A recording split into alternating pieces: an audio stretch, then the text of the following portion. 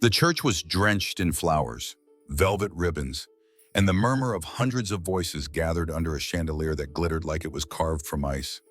Photographers whispered near the doorways, their lenses glinting as they captured every solemn face. The name on everyone's lips was Christopher Ward, the celebrated musician whose melodies had once filled stadiums and now filled a sanctuary heavy with grief. His family occupied the front pews, polished and composed, as if the world belonged to them. Yet at the very back, half hidden behind a pillar, stood Adrian Moore. He wore a suit that did not quite fit, shoulders too narrow for its cut, hands clenched at his sides as though dignity could become armor. In the printed obituary, his name had not appeared. In the long speeches read aloud by priests and family, his existence was scrubbed clean. Christopher's awards, his records, his triumphs in the music industry, all were celebrated. The man who had loved him quietly, faithfully, was erased. Adrian's throat tightened as he listened to words that painted a life where he had never been allowed to exist. When he shifted his weight to take a step forward, he caught the eye of a cousin in the crowd. A smirk curled across the man's face, the kind meant to wound without ever needing to raise a voice. The whisper slithered through the air, sharp enough to cut even the will doesn't carry your name. Stop dreaming. Others nearby chuckled under their breath, the kind of laughter that told Adrian he was not welcome, that his presence was nothing more than an intrusion. He pressed his lips together, forcing himself to stay upright. Every glance felt like a blade. To the family, he was no more than an intruder clinging to scraps of affection they refused to acknowledge. Yet Christopher had once held him every night, whispering words that felt like home. Those memories clashed violently with the spectacle before him, where every mention of love carefully excluded his name. The air inside the church was suffocating, not because of grief, but because of dismissal. He was the ghost of a life they all wanted erased, standing in the shadow of polished eulogies that pretended he had never mattered. But deep in his chest, beneath the ache, something else stirred. There was knowledge Christopher had left behind, whispers of unfinished truths that no speech, no obituary, could bury forever. This was not just a farewell service. It was a stage where secrets would break loose, where silence would finally be torn apart. And though Adrian stood alone at the very back, he would soon find himself at the center of a storm that none of them had anticipated. Because what they dismissed as fantasy was about to reshape everything. Stay with heart stories, because sometimes the stories buried in shadows are the ones that reveal the brightest light. And in the quiet of that lavish church, Adrian Moore held his ground, not knowing yet that the man they mourned had prepared one last act of love that would shatter the lies spoken in this room. In moments of rejection, it is easy to believe the world's judgment defines who we are. But truth has its own rhythm, one that always finds a way to be heard. The organ played a low hymn as mourners shifted in their seats, their black attire rustling like restless waves. Adrian Moore took a step toward the aisle, clutching the single white rose he had carried from the moment he had entered the church. It was not a grand bouquet, only a quiet symbol of devotion that had never wavered. His pulse pounded in his ears as he walked closer to the front, toward the mahogany coffin that held the man he had called his world. Every eye tracked him, though no one spoke at first. It was as if the congregation had silently agreed that his movement was a violation, an offense against their carefully staged performance of grief. Adrian lifted the rose, intent on laying it gently across the polished wood. He wanted nothing more than to whisper a private farewell, a fragment of dignity in a day designed to erase him. But before his fingers wrenched the coffin, a sharp voice cut through the hush. Christopher's mother rose abruptly, her face pale but her eyes blazing with disdain. She extended a hand as though to physically block him and declared with chilling finality, "You do not belong here. If you have even a shred of self-respect, leave this place at once." Gasps scattered through the pews. The moment echoed like a verdict, louder than the hymns. Cameras flashed as journalists near the back seized the scandalous scene. Murmurs spilled into the air low, venomous whispers repeating the same phrase over and over: gold digger, failure, stranger. Each word pressed against Adrian's chest, suffocating in its cruelty. His grip on the rose trembled, and for a fleeting second he considered retreating. Perhaps if he left quietly, the judgment would end. The storm of contempt would dissolve. But as he turned slightly, his gaze fell upon the far corner of the room. There, seated with quiet composure, was Victor, Christopher's longtime attorney. The older man's eyes met Adrian's, steady and deliberate. With the smallest tilt of his chin, Victor gave him a signal that carried weight beyond language. Wait. Adrian froze in place. It was not courage that kept him standing, but a thread of hope woven through Victor's silent assurance. Still, the humiliation was relentless. Some mourners pointed at him as though he were an intruder who had slipped past security. A few even lifted their phones, capturing his shame for the satisfaction of gossip columns. The family appeared triumphant, their sneers sharpening as they believed the last obstacle had been pushed aside. To them, the inheritance was secure. The mansion, the royalties, the music catalog, they imagined all of it already in their hands. Adrian, to their eyes, was nothing more than a fleeting distraction, a figure to be escorted out and forgotten. His chest heaved as he tried to steady his breath, the rose still trembling between his fingers. He had endured years of silence, years of being kept in the shadows so Christopher's public image could remain untarnished. And now, even in death, that silence was being weaponized against him. The ache in his chest was almost unbearable. But the memory of Christopher's voice, soft and steady in the nights they had shared, kept him from collapsing under the weight of shame. In the back of his mind, the image of Victor's quiet nod flickered again. Something was unfolding, something greater than the cruelty of this moment. For now, Adrian stood suspended between exile and revelation, waiting in the eye of a storm that had only just begun. There are moments in life when cruelty gathers into a chorus, when the world tries to convince us that our worth is measured by its acceptance. But dignity does not crumble simply because others deny it. Sometimes, the truest strength is in holding steady, even when every voice demands you disappear. The sanctuary had begun to quiet again, though the ripples of what had just unfolded still lingered like smoke after a fire. Adrian Moore stood frozen, the rose still in his hand, his heart aching with humiliation. The family's whispers and the snapping of cameras still clung to the air, heavy and cruel. Yet before the silence could settle completely, the coordinator of the ceremony stepped to the lectern. His voice, solemn but clear, announced that there was a final request written into Christopher Ward's will. The crowd leaned in as the man explained that Christopher had arranged for a musical interlude to be performed during his service. Many assumed it would be one of his classic ballads, perhaps the song that had won him his first award, or the one that had become a staple at weddings across the country. Instead, a young man approached the grand piano at the side of the stage. His hands trembled slightly as he lifted the lid and settled onto the bench. Adjusting the sheet music laid before him, Adrian recognized the pianist immediately. It was Daniel, one of Christopher's earliest students, a boy who had once sat in their living room fumbling through scales while Christopher offered patient encouragement. Now grown, his face carried both reverence and sorrow as he pressed the first keys. The melody that poured out was unfamiliar, haunting, delicate, threaded with aching beauty. Murmurs swept through the audience as people realized this was not one of Christopher's public works. It was something no one had ever heard before. Then the singing began. Daniel's voice, though quiet, carried across the sanctuary with piercing clarity. The first line stunned every soul in the room. For Adrian, the only love I dared to keep. The words hung in the air like lightning, splitting the sky. Guests stiffened, eyes darting toward the back where Adrian still stood, pale and motionless. The press raised their cameras higher, shutters clicking rapidly. The family shifted in visible discomfort, faces tightening with outrage. Christopher's mother whispered sharply to her daughter, who shook her head in disbelief, muttering that it had to be a fabrication, a cruel manipulation inserted to tarnish the family's honor. But there was no denying the authenticity of the song.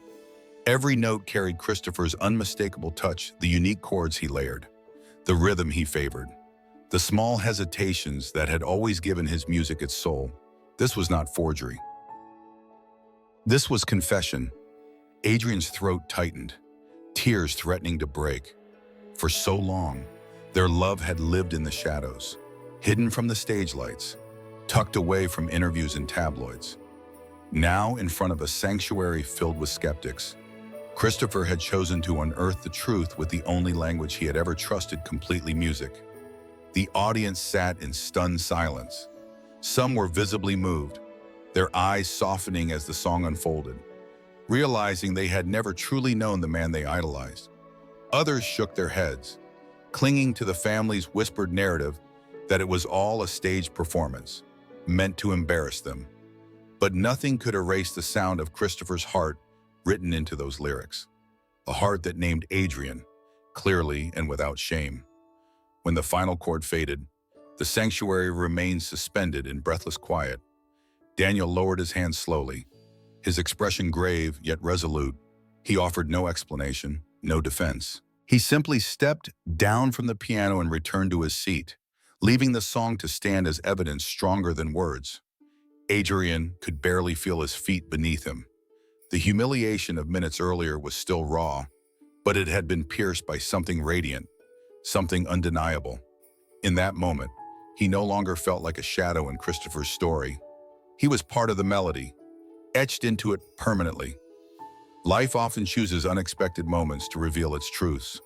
Sometimes it is not in the declarations shouted from a podium or in the signatures written in ink, but in the quiet power of an honest creation.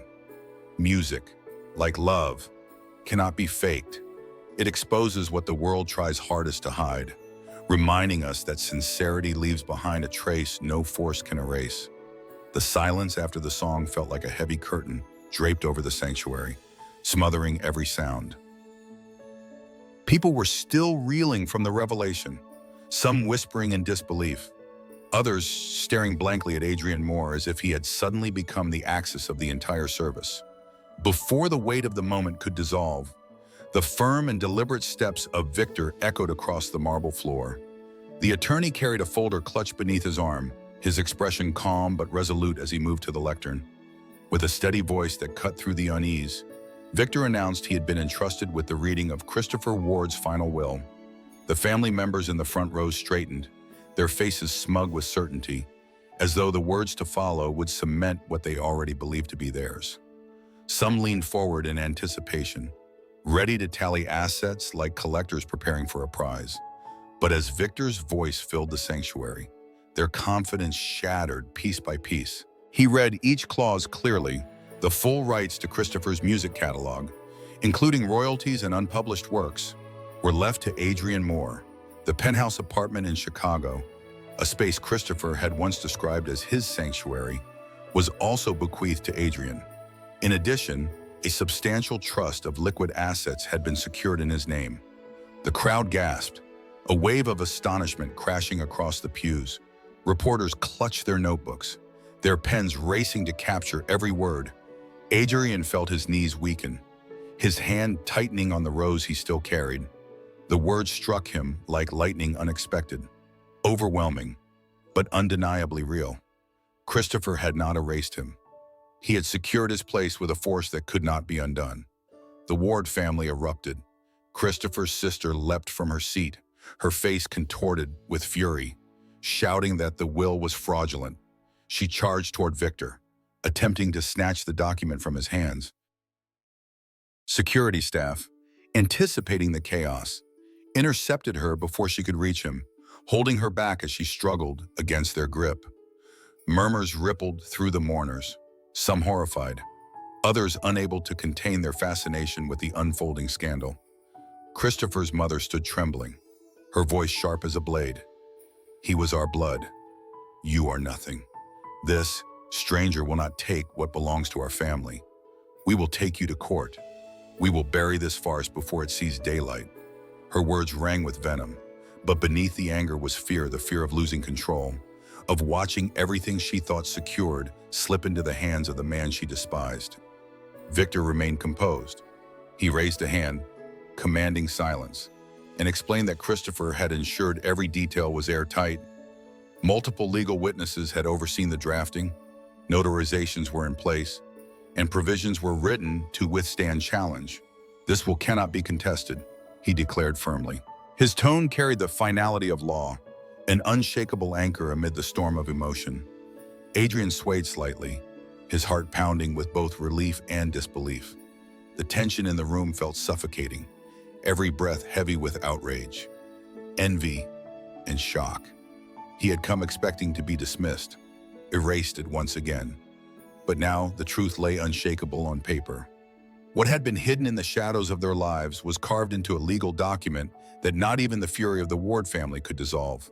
Photographers rushed toward the exits, eager to deliver headlines that would ripple through the city by nightfall. Guests whispered behind gloved hands, debating whether Christopher's family had ever truly known him at all. And in the midst of the frenzy, Adrian stood pale and trembling, the rose still clenched like a lifeline, realizing that he had just been thrust from the margins into the center of a legacy that carried as much burden as it did protection. In life, people often mistake inheritance for entitlement, believing blood alone grants them power. But love, loyalty, and presence in someone's final moments speak louder than any surname. True inheritance is not measured in wealth, but in the depth of trust someone places in you, even after they are gone. And in that sanctuary, amid the storm of outrage and disbelief, Adrian learned that the bonds of the heart can outweigh the loudest claims of kinship. The sanctuary still hummed with tension, the echo of the family's outrage clinging to the air like smoke after a fire. Reporters lingered near the exits, waiting for one final headline. Mourners shifted uncomfortably in their seats, torn between curiosity and unease. Adrian Moore remained standing, pale and trembling, uncertain if his body would hold him upright through the storm. He felt exposed, stripped raw, though protected by the words Victor had just read aloud. Then Victor reached once more into his folder, his expression unreadable, and pulled out a sealed flash drive. He announced that Christopher Ward had left behind one final message, a video prepared before his passing. Gasps swept the room. The screen at the front of the church flickered to life, and there he was, Christopher, thinner than the world remembered, but with eyes still burning with clarity. His voice carried across the sanctuary, steady and unflinching. If they deny you, Adrian, let this recording be the evidence. You were not a burden, not a mistake, not a shadow to erase. You were the one who stayed. When the music dimmed and the lights faded, you held me. This will is not charity. It is proof that love can be stronger than pride or bloodlines. The room froze. Even the whispers fell silent. Christopher paused in the video, his expression softening as though he were speaking only to Adrian. They may call you a gold digger, but they know nothing of the nights you carried me through pain. The mornings you reminded me why life was worth waking up for. If they despise you for standing here, let them also despise me, because I chose you. I will always choose you. But the video was not finished. Christopher leaned forward slightly, his tone shifting into something more resolute. And to my family, if you wish to keep my name, if you wish to benefit from what I built, you will do it under his guidance. I have created the Adrian Foundation, a scholarship fund for young musicians who dream as I once dreamed. You will serve under him, or you will step aside. This is not only Adrian's inheritance, it is his authority.